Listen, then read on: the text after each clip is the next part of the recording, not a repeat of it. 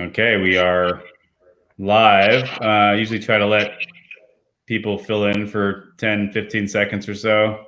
Let them get through the security gate and all that. All right, I guess we'll start up. Hello, everybody. Thank you for joining us yet again. As many of you return viewers know, we've been doing this series with the Santa Rita Hills Wine Alliance since the early days of the pandemic, or at least what seemed like the early days of the pandemic. Today we have Ofer Sheffer from Spear Vineyards and Winery joining us to pour some of his fantastic Pinot Noir and Chardonnay. And we have John Wagner and Wynn Solomon from Peake Ranch doing the same, pouring some Chardonnay and Pinot for us. The kind of theme of tonight's talk is essentially kind of newer estates in the region. The Santa Rita Hills has been established as an AVA for about 20 years now, but the wine growing obviously goes back there to the early 70s. But both Peake Ranch and Spear Vineyards are newer properties and newer brands. But both of these teams have a pretty long history in the region that goes before their brands. So we'll hear a lot about that tonight. Just to kind of recap, I'm not going to run through the list of everyone we've done on this series because it takes too long at this point. We started back in June, and we've had probably 25 different wineries. Most recently, we had a kind of deep dive into Mount Carmel Vineyard with Matt Dees from Mail Road Wines and Brian Babcock, who was integral in the creation of that vineyard way back when. And the week before that, or a couple weeks before that, we had Sanford Winery pouring some bubbles, some Pinot, some Chardonnay, talking a lot about the history. Coming up, we're going to do one, I think, on December 1st with Sweeter Cellars and a representative from Chapel Vineyard, which is the old Hooper Vineyard on Highway 246. So we'll try some Pinot Noir from there, and hopefully some Dornfelder too, because that's hard to find other places, certainly in the Santa Rita Hills. And then in mid-December, I think we're going to get Samsara on here with another guest. And we're also, one of the cool, exciting pieces of news that happened in the last week was that Greg Brewer was named Winemaker of the Year by Wine Enthusiast magazine, which is where I work. I'm a contributing editor for Wine Enthusiast, as well as a senior editor for the Santa Barbara Independent. And I'm happy to say I was part of the team that kind of helped Greg get nominated and kind of pushed for that over a couple of years. And I was honored to write the little award write-up that the magazine published on him in the last week. And so typically that leads to a gala presentation at the Wine Star Awards, which is this big fancy black tie event that the magazine puts on every year. Although this year being 2020 and COVID, that big event's not going to happen. I think we're trying to come up with some kind of digital virtual way to do it. But in any case, that might make it even easier for Greg to enjoy his award because he doesn't have to get up in front of 1,000 people and give some talk. So we're going to try to have Greg on this show sometime in the near future and kind of celebrate him, and maybe have some special guests chime in and say hi. And Greg's, been, I think, an advisor, I know, for Spear Vineyards in the early days. And I know he talks with Peake Ranch too. So he's kind of all over the Santa Rita Hills and really a great ambassador for the region. And that's how he's kind of accepted this award, is really on behalf of the region more so than just himself. But he's a hard worker too. So anyway, look, Greg's even commenting on the thing. Thanks for having me back, he said. So let's jump into this. Let's start with Peake Ranch and your Chardonnay. Why don't you, John Wagner's been involved in this region for much longer than Peake Ranch. He actually got started, I believe, in the Santa Maria Valley and still owns some vines there.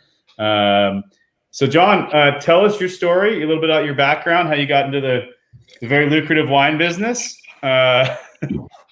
And how that led to Peake Ranch. First of all, I grew up in Ventura County, so I sort of had a connection to the area.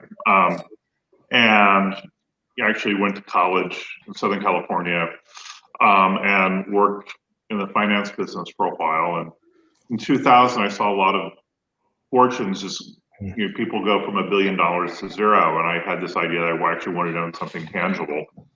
And a friend of mine said, California vineyard land was trading at a discount at the time, that it was actually worth more bare than it was with vines on it. And so like an idiot, I drove up and saw this very nice vineyard in Santa Maria, Sierra Madre, that had a history, just been planted by the Mondavi, and it was for sale for less than it was worth to grow strawberries. So I figured, why not? And so I put in a bid, and to my surprise, they accepted the bid. And so I was all in. What year was that, John? Sorry. It would have been like 2000, 2001. Okay. And in a sign of my blinding brilliance, the movie Sideways came out. And of course, we had 100 acres of Pinot Noir. And clearly that showed my investing acumen and my brilliance. But that sort of got me into the wine business in a big way. All of a sudden, I was meeting winemakers and sort of part of the community.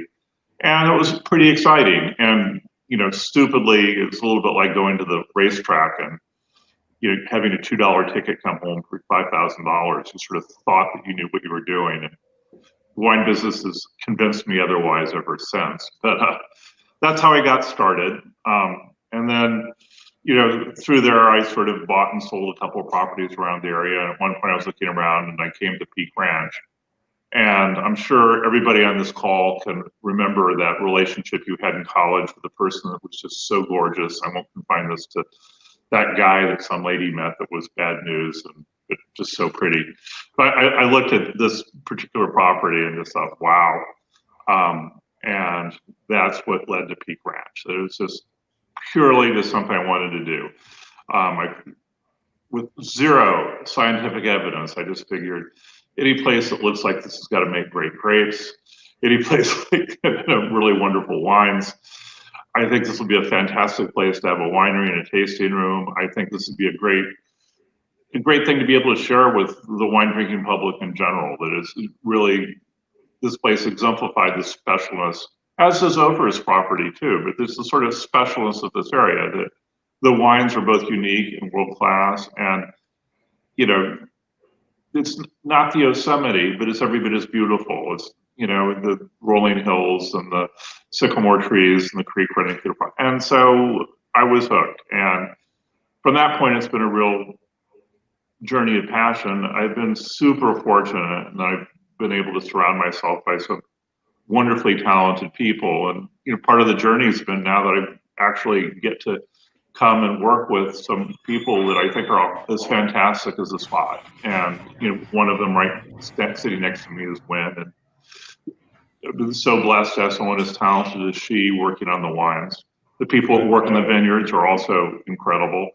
My Davis professor came down from UC Davis and retired and moved down here to look after the vineyards. And it's just been a fantastic experience all around. I won't lie, it's been financially, let's say, interesting. Code word for challenging. Well, and Peake Ranch wasn't your first Santa Rita Hills property either. You were also behind the planning of John Sebastiano Vineyard too. I mean, John is your John. That's your name. So tell us about that property too, because the Pinot I think we're tasting is from JSV. So tell us about that property. Well, again, I had the place in Santa Maria. My wife immigrated to the U.S. A long time ago now. I won't give up her age, but a family friend had looked after her, and he was a guy named Sebastiano. And Sebastiano had immigrated from Italy, made money in the real estate business, and had a cattle ranch. And we'd see him at Thanksgiving and Christmas and Easter, and he was like, John, I've always wanted, because I'm Italian, I've always wanted to have grapes on my property. Tell me how I put grapes. So I rounded him up and put him in a room with some grape some wine planting consultants. And they said, well, for about $60,000 an acre, you can plant this ranch. Well, Seb was in his 80s at the time, almost died, because the ranch is 1,000 acres. So after we woke him up and shook him, he sort of said, John, look, I'm 82 years old. I don't have any kids. Could we be partners in this project? And he goes, if you plant 150 acres, we'll be partners, and we'll just have we'll have a vineyard together. And I said, sure.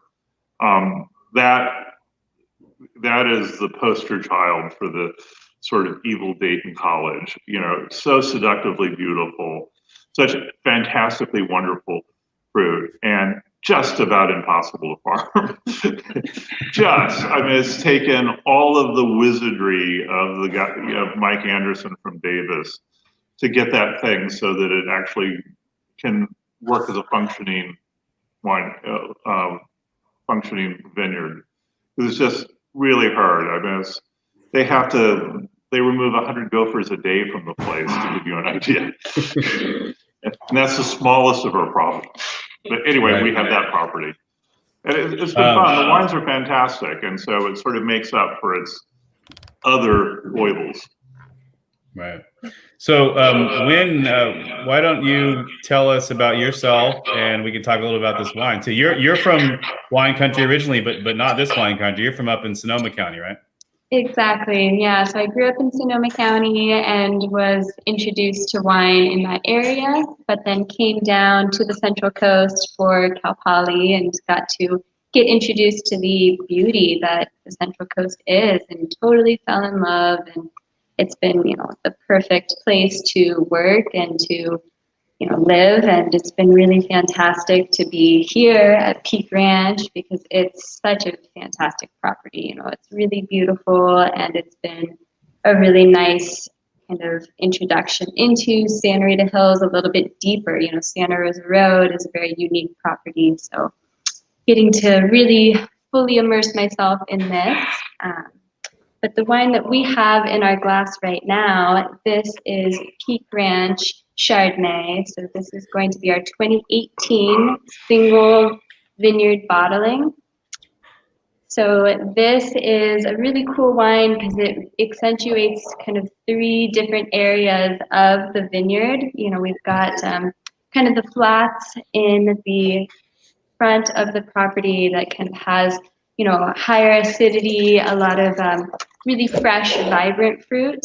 And this is about a third of that. It's clone 76 and 96, so usually really vibrant, really fresh, blended with kind of the back of the ranch, which is our Wente clone, which is usually very concentrated, very bold, has a lot of just really intense herbal characteristics that can make this wine really unique. One of the things that I've seen, on Santa Rosa Road that has been really fascinating is kind of the balance between fruit and kind of the earth tones that we see across the board in our wines, which has been a lot of fun. So this Chardonnay in particular is going to be entirely barrel fermented. It's going to be aged on primary lees, which we do in order to really maintain the freshness and to keep this wine able to have that kind of seductive texture of being very silky, but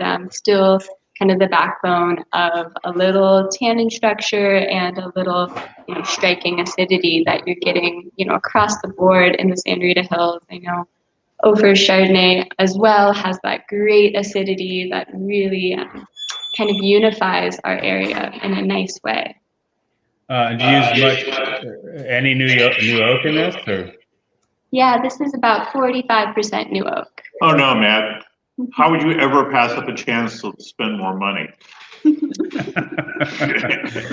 I have an article coming out in Wine Enthusiast pretty soon that involves Peake Ranch and some other historic properties up and down the Central Coast, and it's about wineries who are embracing their past and then really looking toward the future too. And one of the cool things about Peake Ranch is that you have that old Sanford tasting room on the property. And this is a question that came from someone that's watching too, from Casey Cannon, asking about why is that shack on the property. So I don't know if John or Wynn, you want to just kind of give us the quick little history of that shack and of why that's kind of important to the regional history as well.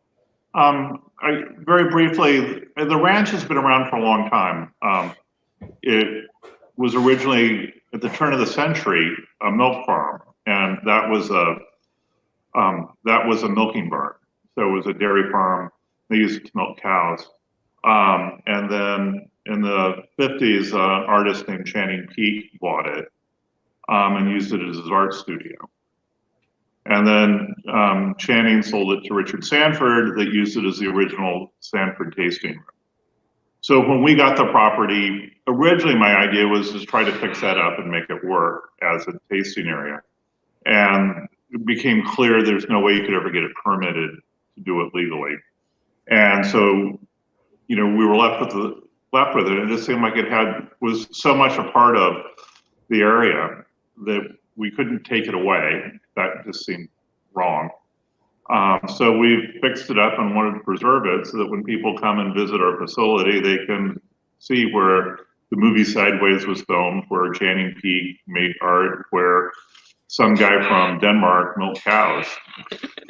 Right. Yeah, it's definitely one of the more, endearing parts of this property. When I started with Peake, we were just building the facility, and so coming up and seeing the vineyard was obviously, the big showcase, but then to get to know, the ins and outs of the Sanford Shack and the whole property was a lot of fun. It's definitely got tons of quirks and tons of little, fantastic fruit trees and things like that came with lots of years of care. There's also, behind it is a hay bale house that Richard built where he stacked hay bales and stuccoed over the hay bales to make the structure. But that's where actually they met to come up with the AVA. So the meetings there from that building came the AVA. So it would have been, I think, not the right thing to do to tear any of it down. So it's all here, and anyone that comes to visit can come hang out in the buildings and have a look. And it's got such a great feel to it. The hay bale room, you feel the history, you smell everything that came together to build that place. And it's really, has that memory feel that's really fantastic. Great. Yeah, the magazine and sourcing the images for that story actually connected with his grandson, who had all these old images of him at the ranch. So we were able to find some and use it for the story. So I think you guys get a kick out of that when it runs in a month or so. So we're looking forward to it. Yeah. Ofer, let's move to Spear Vineyards. This is a great Chardonnay, by the way, Wynn. I'm looking forward to trying the Pinot too. Well done. For you, Spear is relatively new, but your history in the region goes back quite a bit too. You've been coming here for a long time. I've been a big fan, and so tell us about where you're from, your past, and how you started Spear. Yeah, well, I started actually born in Israel. I immigrated when I was 4 years old, so accent's long gone. But we did go back in the summers to visit family, and my mom grew up on a kibbutz. Kibbutz, for anybody that doesn't know, is a communal farm. It's a little bit of a throwback to the older, slightly more socialist ways when you're starting a new country and it's really what would be called today a cooperative. And so what the kibbutz basically was where you had 100 families that were given land and they started basically different ag ventures. And my mom's kibbutz was pretty diversified. They had dairy operation, row crops and some other kind of ag adjacent venture that they would engage in on a regular basis. And in order to support the 100 families that lived on this, big sprawling farm, basically. But what's interesting in the way that a kibbutz is set up is that nobody holds a position for longer than 4 years. So whether you are the head mechanic, or you are the head chef, or you are the president, for lack of a better term, of the kibbutz, you only get that position for 4 years. What they did with me is somebody that was a child of someone that grew up on the kibbutz, is that every summer they would find a different task for me, a different job, and just to give me the idea, the sense, or the flair of doing different things and never getting too cornered into one specific role or task or responsibility. And so it was really quite an eye opener coming. I grew up in Southern Cal. We immigrated to Southern California. I grew up in Southern California, and we grew up in a slightly rural area in Chatsworth. Back then, Chatsworth in the 70s into the 80s was still pretty rural, horses and stuff like that. So it wasn't a complete shock, but we weren't farming by any means. And so to have that experience in the summers that were really endearing experiences, where you're basically kind of given a task or a role for the summer, and you embrace it and you do the best you can.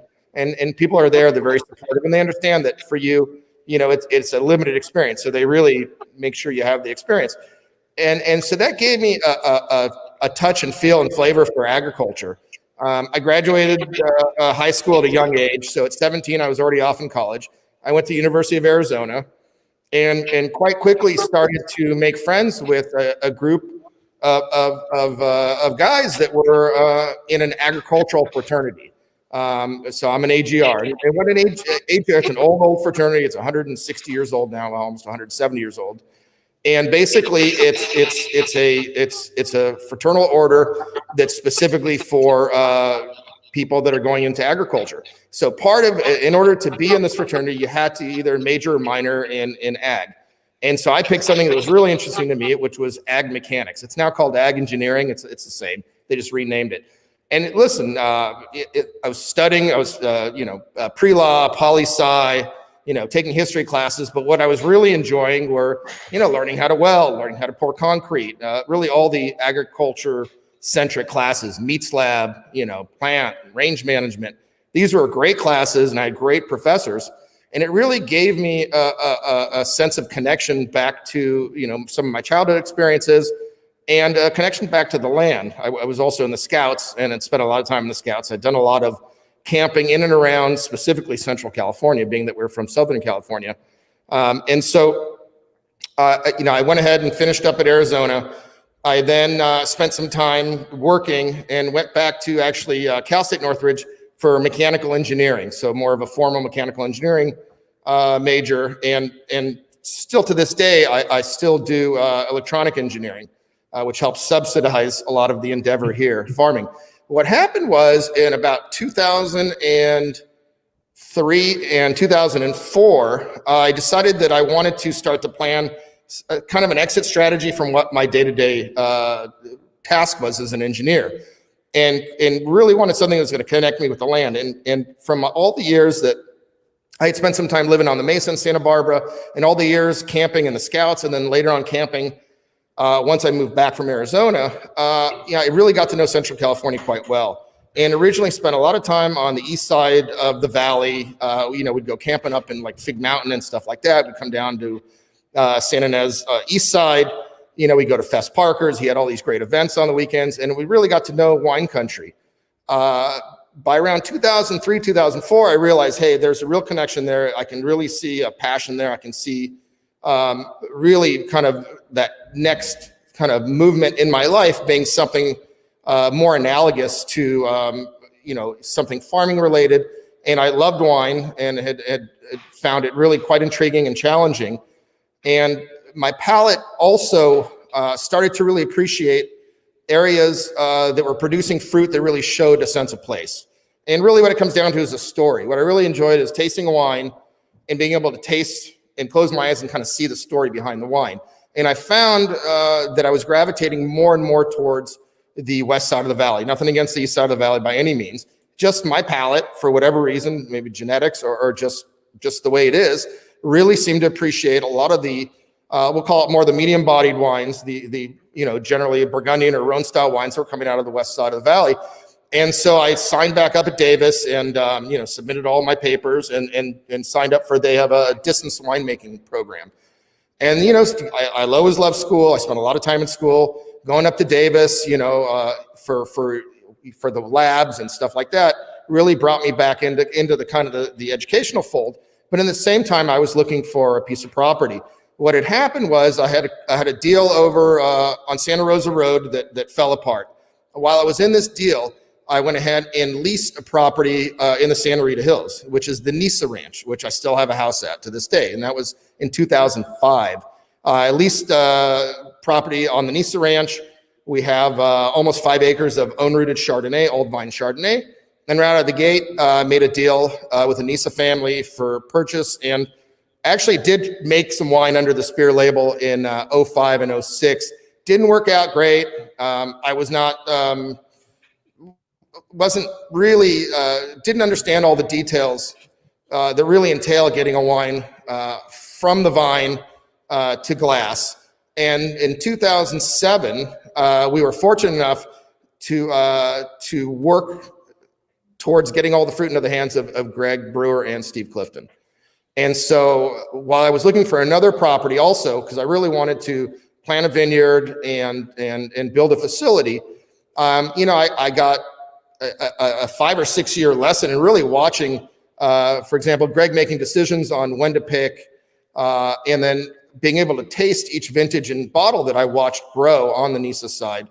And so from 2007 to 2011, I was an active bystander for the most part. I was, only moderately engaged in the farming because for the most part, all the fruit went to BC, to Brewer Clifton. So, they made the farming decisions. And so it was really quite educational to be able to have the luxury of sitting back and let somebody else who has, 20 plus years of experience in the Santa Rita Hills make farming decisions on a property that you live at. And that was really, something that is invaluable.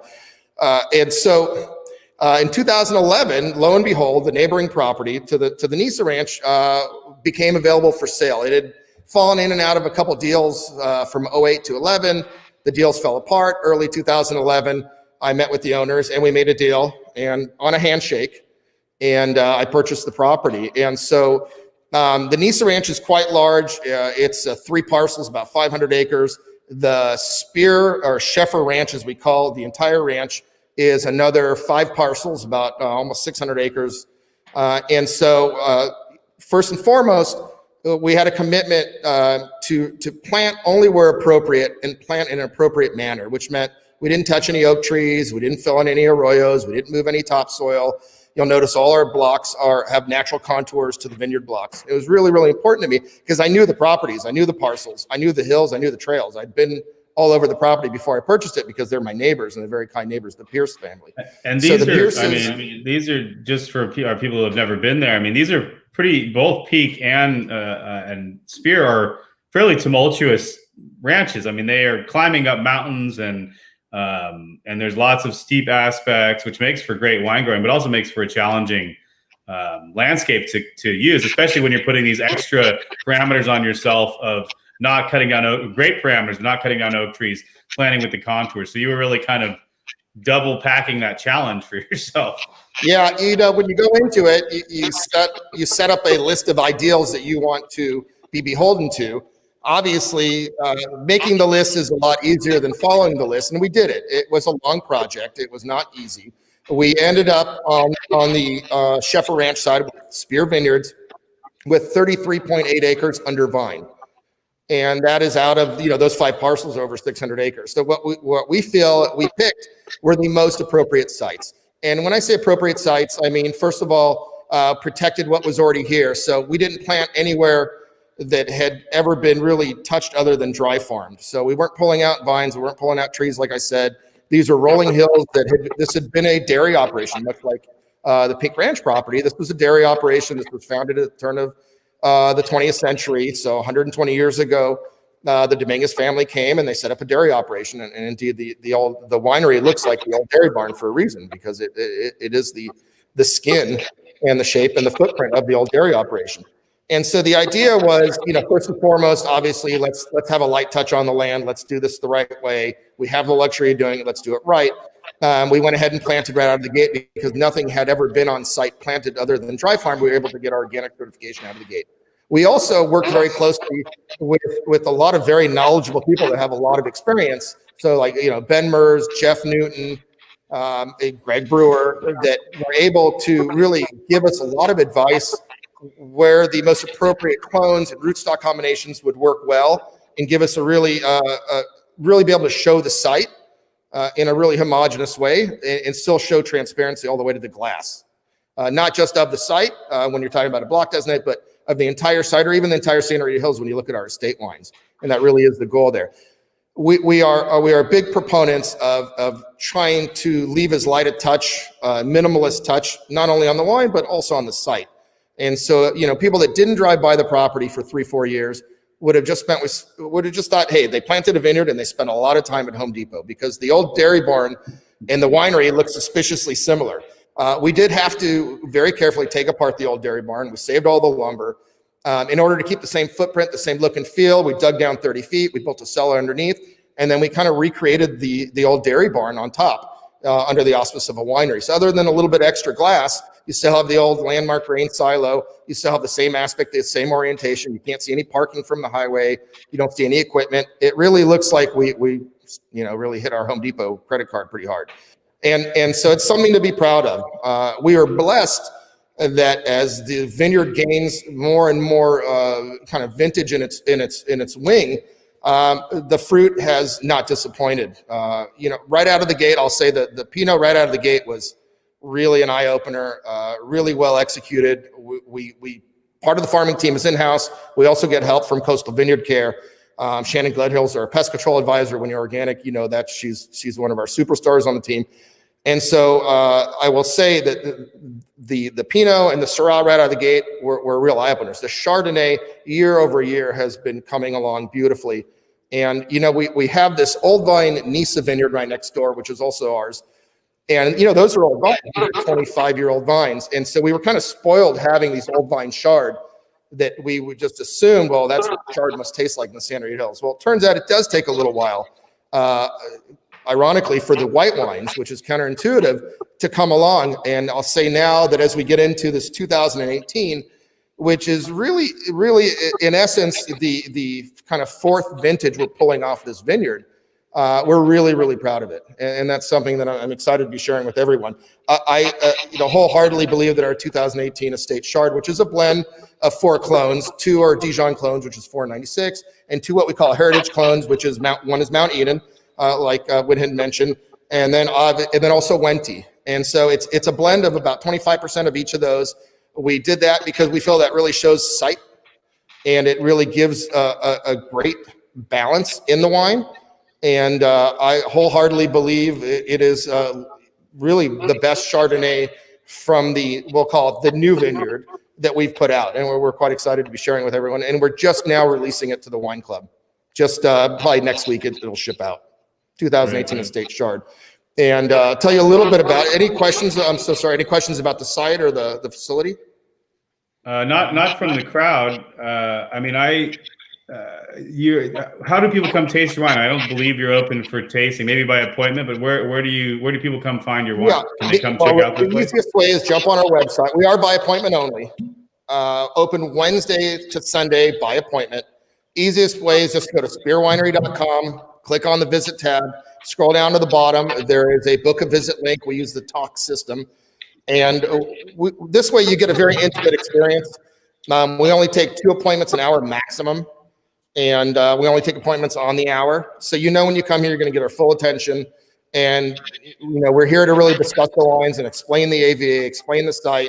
And we're happy to either give somebody a full education on the San Rita Hills, or just allow them to sit out, around a historic grain silo and decompress from their week and enjoy a truly indicative bottle of wine of where they're at. Our tasting room and winery is surrounded by the vineyard. So it just worked out that where the existing dairy barn was, all the land around it had been dry farmed for either cattle or dairy. And so it was just perfect to plant right around it. And so we are surrounded by mostly Chardonnay around the tasting room and winery. And you can sit out there and literally drink what you're surrounded by. And it's really a pretty important experience, I think, for people to understand kind of the cycle of what it takes to get something from the ground into glass. And so you mentioned the Chard, you mentioned the Pinot, we know, but you also mentioned Syrah. I believe you have Grenache and a little Gruner out there. Yeah, what else is out there? The Gruner gets scooped up pretty quick. The Gruner predominantly goes to two buyers, which is Soul Miner and Sandy, and they've been doing such a great job with it that we're totally cool with that. We really want to stay focused on predominantly red and white Burgundy, which would be the Pinot and the Chard. And then, of course, we bottle a Syrah as well. Our Grenache is actually pretty fantastic. We sell all that fruit as well. It sells really well, and we're lucky. And we're one of the only sources, obviously John as well, one of the only sources for organic Grenache in the San Rita Hills. And so we're happy to get it in the hands of as qualified a winemaker as possible. And it's always exciting to see what they can do with it. And so there will probably be a point in the future where we do release a Grenache under our label. It just, we don't want to overstep our bounds. There's a lot to learn with every varietal. And, we were blessed when we set up this winery. The winery is a gravity operation. It's like press pan down, it goes through holes in the floor into barrel. And so that didn't just come by happenstance. We were very blessed to have a lot of help from a lot of very talented, like I'll give you, Greg Brewer was very kind, was a good friend, very kind to help me set up a lot of the production flow when we were designing the winery. And so we are, learning as we move along, and being that, we're now roughly about 8 years since we designed the facility, we're just getting to the point where we're comfortable with our Pinot, our Chard, and our Syrah production and production flow, and the protocols that we had so much help from kind individuals like the aforementioned. And that, at some point we'll probably put out a Grenache when we feel it's appropriate. Our next big exciting release is we have a Blanc de Noir that we will release in about a year. It's a 3-year project. And so our 18s will get disgorged this coming spring. And then they'll go ahead and sit in glass, under their final cage until next fall. And then we'll be releasing a Method Champenois sparkling Blanc de Noir, meaning a white wine made from Pinot Noir.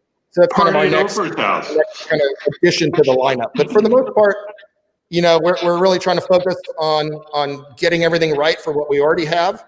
And we're quite pleased. We've been really blessed. The Syrah, which we're not tasting tonight, but maybe on the next round, we'd be happy to throw some down.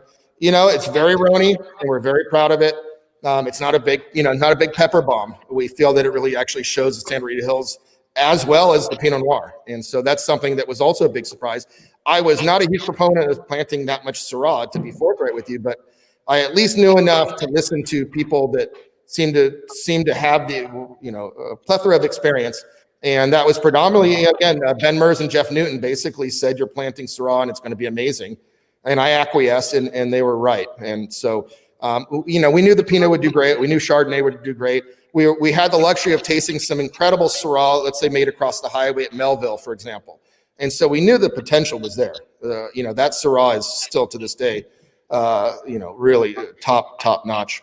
And so, at this point, this Chardonnay, I'm really excited to share with you. I think it shows a real balance. It's the first time that we've really done a 50-50 split between the Dijon clones, which is 496, and the Heritage clones. And for anybody who doesn't know what a Heritage clone is, the Wente and Mount Eden, these were cuttings that were suitcased in the 50s or 60s, whether it's Mount Eden or Wente, by Mount Eden, which is in Monterey, or Wente, which is up in the Livermore area.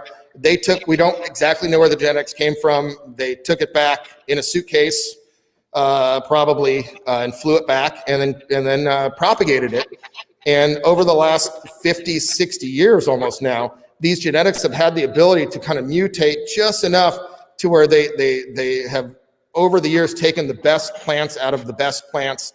And what you have are, when we say a heritage clone, it is really yes, it has French genetics, but it's got a little California twist on it, that it's had these 50 plus vintages to mutate just enough and then take the best cuttings to have vines that seem to do really, really well in California. And so again, that is, we're very blessed to have these. It's Mount Eden clone and Wente clone. And so again, this wine is really, like I said, it shows the site really well, and that's why we did it. It just ended up being about a 50-50 blend between the Dijon, straight Dijon 496 and Wente and Mount Eden. Tastes really over. Tastes really Cheers. good. Good job. Thank you. And let's talk about the Pinot too before we go back to the Peake Ranch team and try their final wine. Tell us about the estate Pinot we're drinking too. So the estate Pinot, while we do have block designate Pinots that are very specifically single clone by definition, they're single clone, single block. What I really wanted us to experience the estate Pinot Noir. And the estate Pinot Noir is a blend of basically 6 different blocks. It's 5 different clones. And it's a lot of the usual suspects in the Rita Hills. So Pommard, Swan, 2A, 115, 667. And the reason we did that is we felt that the best way to show the site, and we really want to put out a wine that somebody that tastes it, that has some experience in Rita Hills will say, you know what? That tastes first and foremost like Rita Hills Pinot. That's really important to us. But secondary would be like, that has the nuances and the delicacy of a Spiripino. And we have the luxury of keeping the fruit that we think is going to show our site the best, because we grow all the fruit. We keep about 25%. We sell about 75%. And then we go ahead and we barrel down.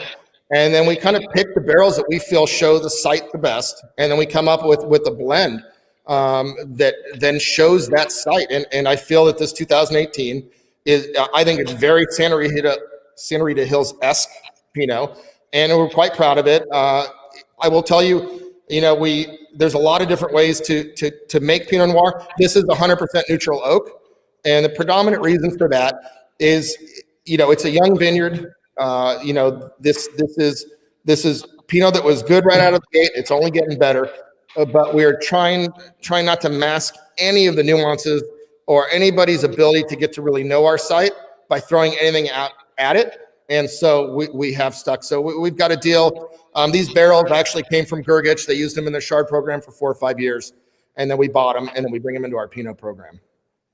Yeah, it's a delicious wine. It's very light, transparent, tons of floral character on it, which is like red flowers, which I always like. And then on the mouth, there's this really great texture to it. It's just kind of like grabs hold and makes sure you're paying attention, even though it's so delicious. It wants to have some seriousness to it too, which is a great combo. Thank you. Thank you. And how many Chards, how many Pinots do you make in any given vintage? So Pinot Noirs, we make 1 estate Pinot and then 2 block designate. We've got a 943, which is named after the clone, which is a kind of a rare, kind of obscure clone. It's a fiscally undesirable clone. It's very small berries, very small clusters, and it crops really light. And so it was a clone that I kind of fell in love with tasting it. Again, I tasted some at Melville, I tasted some at Zodovich, and I was like, oh, this clone's unbelievable. It adds a complexity to any finish that it's blended into. I've got to plant some of this. And so that's 943. The other single block designate Pinot that we have is made from Clone 2A or Vadensville, which is grown at the very top of our property. It's one of the highest planted peaks in the Santa Rita Hills, and it's Clone 2A. So we call it block 13. So we've got a block 13 single block, we've got a 943 single block, and then we have our estate Pinot. As far as Chardonnay, from the Spear Vineyards property, we just have a single estate Chard. We have the Nisa. We have a Nisa Chardonnay as well. Nisa is spelled Gnesa. There it's inherently single block because we take fruit from the biggest 3-acre block at the bottom, and so that is just our Spear Nisa. And then we also make an iteration of it that we were blessed with the protocols by somebody that was very kind to share and help us, which is a stainless steel Chard. And so we have a stainless steel Nisa Chardonnay. We have our Nisa Chardonnay, which is a neutral oak. And then we have our estate Chardonnay, which is a blend of different blocks. The Nisa is single block, it's own rooted, and it's Clone 5 own rooted. So it really shows. And these are old vines. We're very, very proud of that. And like I said, we were blessed to have been able to kind of watch other people produce incredible wines out of that site. And then they were kind enough to share their protocols with us. And so we just keep that legacy going. And that's why we didn't rename the vineyard or anything like that. It's always going to be Nisa. Right. I think you should rename that 943 Pinot as the fiscally undesirable block. Yeah, it's unfortunately, it's one of those situations in life where at least it tastes good. Some people would call it a weed. But farming it's also on the steepest block. It's side sloped. We had to buy special equipment just to farm this one block, but it's good. There's a question actually from the Alliance itself. Is there any stem inclusion in this Pinot? Yeah, so great question. This Pinot Noir is 40%. Is 30%, pardon me, 30% whole clusters. 2018 estate Pinot, 30% whole cluster. And that's just something we play with year to year. We will taste through barrels, kind of come up with what we think shows site the best in the form of a blend and shows different blocks. And then we just kind of do the math. We barrel down, or we really ferment a lot of different ratios. And so it gives us quite the coloring board to play with later on. So we'll have open top fermenters that are 0%. We'll have some at 50%. We may have some that are 100% whole cluster. We may have some that are a third and some others that are 25%. We will then obviously, we'll go ahead and press it out in fractions, keep it all barrel separated. We'll go taste through. And you just never know. There's no single kind of recipe for whole cluster inclusion or cluster inclusion, stem inclusion. It really depends on the vintage, on the clone. It depends on how things went during harvest. It's really one of those things that keeps it really challenging. And that's one of the more difficult decisions to make early in harvest is, what ratios are we going to keep different clones of, let's say, Pinot or Syrah with, under stem. And so that is one of those things that, you lean a lot on other people in the appellation that will come and help me taste barrels and help me make those decisions. That is a great question. Well, great decisions went into this wine because it's tasty. I recommend people getting their hands on it. Let's jump to our final wine of the night, the Peake Ranch, but not their Peake Ranch estate, their John Sebastiano Vineyard, 2018 Pinot Noir. There was a question from the crowd first. I can predict the answer is probably no, but do you plan to plant any more fruit at Peake Ranch, John?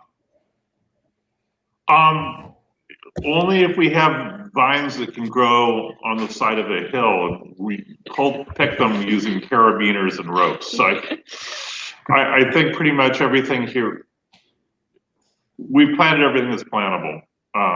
And we make plenty of fruit. I don't think sourcing fruit's an issue.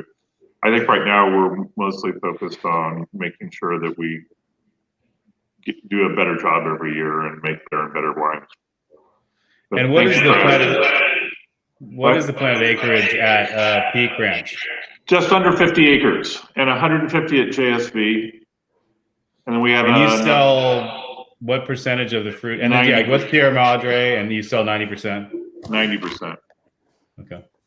And, so who wants to tell us about the Pinot we're going to try now? I'll let the person. Actually, I've got to give Ofer a real shout out. I took that Davis course too. At the end of it, it convinced me I never wanted to try to make wine. You're a brave man to give it a shot. I just like. Well, you don't realize how much organic chemistry you're going to force down your throat later in life. In your early 20s, you're like, I never have to take organic chemistry again. Life moved on. I'm done with calculus. I'm done with OChem. And then lo and behold, you get into your, mid 30s and all of a sudden you're back into OChem. And then you start to wonder, what the heck am I doing? But well, I had 5 years of graduate school in physics. I wasn't going to try that, man. I made this wine, man, like everybody be beer drinkers. Right. Yeah. Physics was easy. It's the OChem that was, and they warn you, they tell you, they're like, you better brush up on your chemistry. Had they said organic chemistry, I may not have signed up. They said, just brush up on your chemistry. I said, oh, no problem. Okay, I'll brush up on my chemistry. Yeah, so that was my favorite class at Cal Poly was organic chemistry. So somehow it worked out. Impressive. That's impressive. So I wanted to bring these two wines to kind of showcase a little bit of the variety that we have out here as far as Peake Ranch Vineyard compared to John Sebastiano. You're looking at Santa Rosa Road on the southern side and 246 on the northern side. So John Sebastiano, like Peake, is quite hilly, but you're going to see quite a difference in soil type. So a huge generalization is kind of that you see a little bit more sand on the 246, a little bit more clay on Santa Rosa Road. But, Rita Hills is pretty diverse, but this wine in particular is going to be a blend of the really sandy aspects of our John Sebastiano vineyard, which is part of our Swan Clone block and our Mount Eden block as well. And then the clay aspect, that's kind of the top of the hill, that's going to be our 667 clones. So kind of the combinations of those three coming together to kind of create the structure that you're going to see, the earthy tones that you're going to see in more of a clay-soiled Pinot Noir, combined with, the delicacy, the high-toned fruit, and the brightness that you get from some of the sandier soils. So this is going to be fully destemmed. We're going to do fermentation in open tops. We'll press direct to barrel. This wine was racked once and then filtered to bottle. So very simple, lacking manipulation in the winery, kind of focusing on expressing the fruit and the diversity that we get from this property.